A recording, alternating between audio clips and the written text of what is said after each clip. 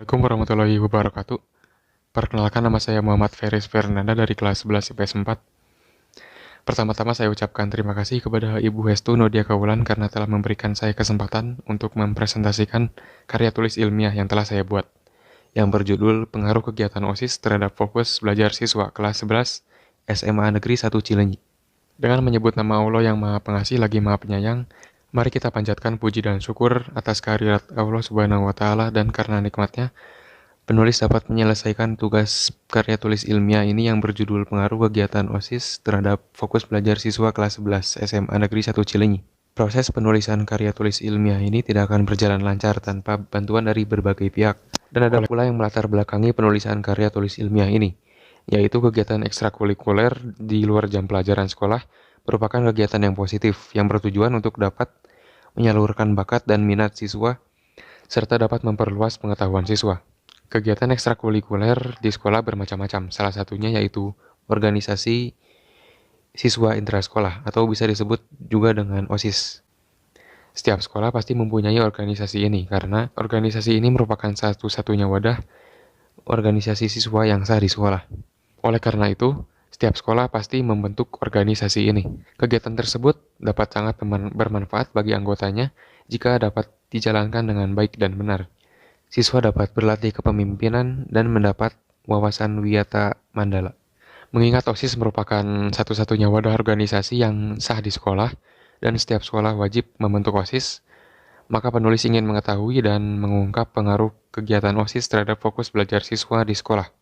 Adapun identifikasi dari penulisan karya tulis ilmiah ini, kegiatan OSIS akan sangat bermanfaat bagi siswa apabila organisasi tersebut dapat berjalan dengan baik.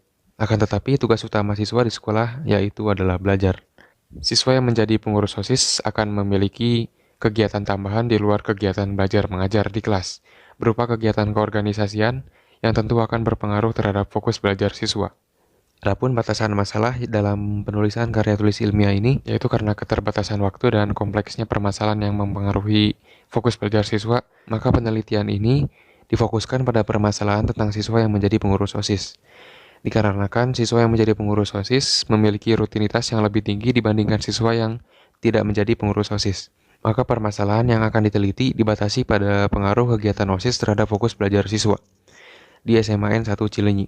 Berdasarkan data dan pernyataan sebelumnya, maka timbullah beberapa pertanyaan, yaitu apakah para anggota OSIS dapat membagi waktu belajar mereka jika kegiatan OSIS kerap dilaksanakan? Yang kedua ada, apakah kegiatan OSIS membuat para anggotanya menjadi tidak fokus terhadap pembelajaran sekolah yang utama? Adapun tujuan dari penelitian ini yaitu untuk memberikan informasi apakah efektif jika kegiatan OSIS di SMAN 1 Cileunyi kerap dilaksanakan saat jam pelajaran. Dan penelitian ini diharapkan bermanfaat bagi peneliti yaitu menambah dan memperluas pengetahuan terutama mengenai pengaruh kegiatan OSIS terhadap fokus belajar siswa. Yang kedua, dapat mengetahui sistem kerja objek yang diteliti. Yang ketiga, menambah keyakinan dalam pemecahan suatu masalah. Dan bagi sekolah, yaitu penelitian ini diharapkan dapat digunakan sebagai masukan untuk meningkatkan proses belajar mengajar di SMAN Negeri 1 Cileunyi. Ada pula yang terakhir, bagi guru, hasil penelitian diharapkan dapat memberikan informasi tentang tingkat fokus belajar siswa di SMAN 1 Cileunyi. Masuk ke bab yang kedua, yaitu landasan teori. Yang pertama ada OSIS. Pengertian OSIS. OSIS merupakan singkatan dari organisasi siswa intrasekolah, yang merupakan suatu organisasi kesiswaan yang terdapat di sekolah dan tiap sekolah berkewajiban membentuk organisasi tersebut. Ada pula pengertian OSIS secara sistematis, yaitu organisasi secara umum adalah kelompok kerjasama antara pribadi yang diadakan untuk mencapai tujuan bersama. Lalu ada siswa, adalah peserta didik pada satuan pendidikan jenjang pendidikan dasar dan menengah. Lalu ada intra yang berarti terletak di dalam dan di antara, sehingga OSIS berarti suatu organisasi siswa yang ada di dalam dan di lingkungan sekolah yang bersangkutan. Yang terakhir ada sekolah, yaitu satuan pendidikan tempat menyelenggarakan kegiatan belajar mengajar secara berjenjang dan berkesinambungan. Ada pula teori fokus atau konsentrasi belajar. Pengertian fokus atau konsentrasi belajar merupakan pemusatan pemikiran dan perhatian terhadap informasi yang diperoleh seseorang selama periode belajar. Konsentrasi yang baik adalah jika seseorang berada dalam kondisi yang rileks tanpa adanya stres yang ditandai dengan terbukanya pikiran bawah sadar, sebanyak 88%. Menurut Dimyati dan Mujiono, pada tahun 2009, konsentrasi belajar adalah kemampuan memusatkan perhatian pada pelajaran. Pemusatan perhatian tersebut tertuju pada isi bahan belajar maupun proses memperolehnya. Lalu ada aspek-aspek konsentrasi belajar. Yang pertama ada pemusatan pikiran, suatu keadaan yang memerlukan ketenangan, kenyamanan, dan juga perhatian dalam proses belajar agar dapat memahami pelajaran yang sedang dipelajari. Dan yang terakhir ada faktor penyebab rendahnya konsentrasi belajar, yaitu yang pertama ada lemahnya minat dan motivasi pada pelajaran, yang kedua timbulnya perasaan negatif seperti gelisah, marah, khawatir, takut, benci, dan dendam. Masuk ke bab 3 yaitu metodologi penelitian. Pada penelitian kali ini, lokasi penelitian yang penulis pakai yaitu melalui media Google Form di smartphone dengan membagikan ke grup OSIS kelas 11 yang ada pada aplikasi WhatsApp. Penulis melakukan penelitian ini yaitu dilaksanakan pada tanggal 11 Maret 2022 sampai dengan selesai. Kuesioner dibagikan kepada grup OSIS pada tanggal 14 Maret 2022. Ada pula metode penelitian yang penulis pakai dalam penyelesaian karya tulis ilmiah ini, yaitu metode penelitian deskriptif dengan pendekatan kualitatif. Lalu masuk ke bagian prosedur penelitian. Secara umum, prosedur penelitian yaitu sebagai berikut. Tahapan persiapan penelitian. Penulis melakukan identifikasi dan pemulihan masa penelitian, menentukan judul penelitian, memilih populasi dan sampel, merumuskan proposal penelitian, menyusun pertanyaan-pertanyaan masalah penelitian untuk kuesioner, dan masih banyak lagi. Lalu ada tahapan pelaksanaan penelitian. Yang pertama ada tahap perencanaan penelitian. Penulis meminta persetujuan dan diskusi mengenai masalah penelitian yang akan dibahas kepada guru pembimbing.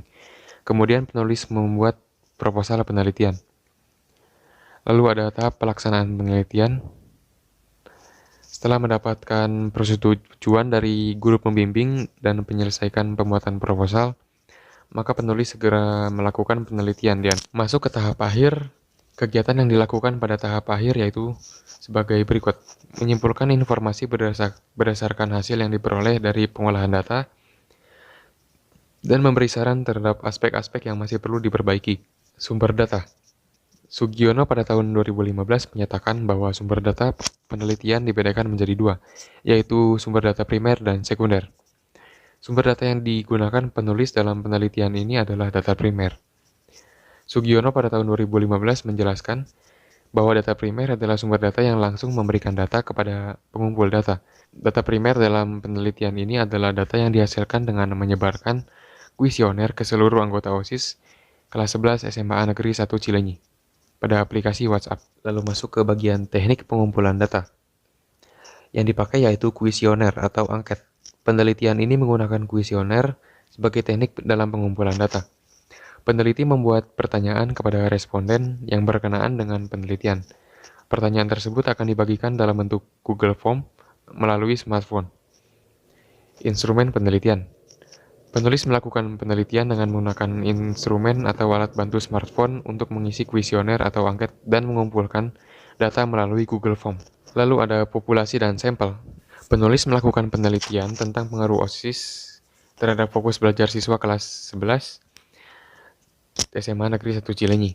Maka populasinya adalah anggota OSIS kelas 11 dan kelas 10 yang berjumlah 57 orang. Dan untuk sampel, penulis mengambil anggota OSIS hanya kelas 11 saja, yaitu berjumlah 29 orang. Lalu masuk ke bab 4, yaitu pembahasan hasil penelitian. Hasil penelitian yaitu diperoleh dari kuesioner yang dibagikan kepada anggota OSIS kelas 11. Dan berdasarkan kuesioner yang dibagikan, penulis mendapatkan 11 anggota OSIS yang bersedia mengisi kuesioner penelitian ini. Terdapat 6 pertanyaan yang penulis berikan kepada responden, yaitu dalam berbentuk pilihan ganda. Hasil dari jawaban responden sebagai berikut. Ini adalah tanggapan anggota OSIS kelas 11 SMA 1 Cilenyi mengenai pembagian waktu belajar mereka jika kegiatan OSIS kerap dilaksanakan. Dari tabel yang tadi telah saya tunjukkan, dapat disimpulkan bahwa sebagian responden atau sebagian anggota OSIS ada yang bisa membagi waktunya untuk belajar, dan ada juga sebagian responden yang cukup bisa atau lumayan bisa membagi waktu untuk belajarnya dan untuk kegiatan OSISnya. Lalu ada lagi tabel hasil tanggapan anggota OSIS kelas 11 SMA 1 Cileunyi mengenai tingkat konsentrasi anggota OSIS terhadap kegiatan belajar mengajar di kelas. Lalu ada pembahasan hasil penelitian. Hasil analisis penelitian ini menunjukkan bahwa padatnya kegiatan OSIS tidak sepenuhnya mengganggu konsentrasi anggota OSIS saat sedang melakukan kegiatan belajar mengajar. Seperti yang kita ketahui, bahwa OSIS kerap melaksanakan kegiatan yang berkaitan dengan kemajuan sekolah. Oleh sebab itu, OSIS kerap mengadakan kegiatan yang memang tugasnya untuk berpartisipasi untuk hal seperti itu. Padatnya kegiatan OSIS berisiko mempengaruhi tingkat fokus atau konsentrasi anggotanya saat mengikuti kegiatan pembelajaran lain. Karena mereka bisa saja sudah kelelahan yang mengakibatkan otak mereka sudah tidak bisa berpikir atau sulit berkonsentrasi. Tetapi berdasarkan hasil penelitian, ada yang tidak terganggu dan ada pula yang sedikit terganggu. Dan berdasarkan hasil penelitian, mereka kerap dipanggil secara mendadak oleh anggota OSIS lainnya untuk melakukan kegiatan OSIS seperti rapat dadakan, dipanggil guru, dan lain-lain. Berdasarkan hasil penelitian juga, kegiatan OSIS jarang diadakan saat sedang melakukan kegiatan belajar mengajar. Masuk ke bab terakhir yaitu penutup. Dapat penulis simpulkan bahwa berdasarkan hasil pengolahan dan analisis data secara deskriptif, maka penelitian ini dapat menjawab semua rumusan masalah yang berada di awal penulisan karya tulis ilmiah ini, yaitu para anggota OSIS kelas 11 SMA N1 Cileunyi dapat membagi dan memanajemen waktunya untuk kegiatan OSIS dan kegiatan mereka yang lain seperti belajar, bermain, beristirahat, dan lain-lain. Padatnya kegiatan OSIS dapat menurunkan tingkat konsentrasi belajar pada sebagian anggotanya, dan sebagian lagi tidak terpengaruh sama sekali. Berdasarkan pernyataan tersebut, dapat disimpulkan bahwa kegiatan OSIS yang padat tidak sepenuhnya menurunkan tingkat konsentrasi siswa saat melakukan kegiatan belajar mengajar, serta siswa dapat membagi waktunya, baik itu untuk kegiatan OSIS maupun kegiatan lainnya. Adapun saran yang dapat penulis berikan kepada pihak sekolah yaitu, sebaiknya kegiatan OSIS jangan terlalu sering dilakukan jika anggotanya sedang melakukan kegiatan belajar mengajar, baik di kelas maupun di tempat lain. Jika kegiatan OSIS memang perlu dilakukan atau kerap dilaksanakan, sebaiknya pihak sekolah tidak mendadak saat memberikan informasi kepada para anggotanya. Yang kedua ada, jika memang kegiatan OSIS kerap dilakukan, maka pihak sekolah harus memberikan mereka waktu untuk beristirahat, karena fisik setiap orang beda-beda. Dan ada pula di bagian akhir yaitu daftar pustaka dan lampiran-lampiran lainnya yang penulis lampirkan seperti biografi, lampiran data pertanyaan, dan nama responden. Cukup sekian presentasi penulisan karya tulis ilmiah ini dari saya. Mohon maaf bila ada kesalahan kata. Semoga penulisan karya tulis ilmiah ini dapat membantu para pembaca. Dan saya pamit undur diri. Wassalamualaikum warahmatullahi wabarakatuh.